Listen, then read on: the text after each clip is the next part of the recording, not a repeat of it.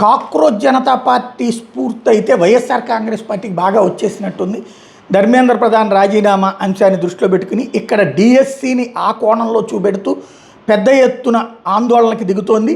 ఒకటి, డిఎస్సి అక్రమాల మీద సిబిఐ ఎంక్వైరీ జరగాలని, దానికి కారకుడైన విద్యాశాఖ మంత్రి లోకేష్ రాజీనామా చేయాలని, అలాగే ఫీజు రియంబర్స్మెంట్ బకాయిలు వెంటనే విడుదల చేయాలని, నిరుద్యోగ భృతి 3,000 రూపాయలు వెంటనే ఇవ్వాలన్నటువంటి డిమాండ్తో జిల్లా కేంద్రాల్లో పార్టీ విద్యార్థి యోజన విభాగాల ఆధ్వర్యంలో ఇప్పటికే ర్యాలీలు చేశారు. కాబట్టి నెక్స్ట్ కార్యక్రమాన్ని ప్రకటించారు. అందులో భాగంగా ఈ నెల 31వ తారీఖున జిల్లా పార్టీ అధ్యక్షుల నేతృత్వంలో నాయకులతో కలిసి జిల్లా కలెక్టర్కి విజ్ఞాపన పత్రం ఇవ్వడం, 3వ తారీఖు లేదా 4వ తారీఖు నియోజకవర్గ స్థాయిలో టౌన్ హాల్లో మీటింగులు పెట్టడం, 6వ తారీఖు నుండి 9వ తారీఖు దాకా నియోజకవర్గ స్థాయిలో రిలే నిరాధ్యక్షులు చేయడం, 10వ తారీఖు నియోజకవర్గ స్థాయిలో ర్యాలీలు చేయాలన్నటువంటి పిలుపిచ్చారు.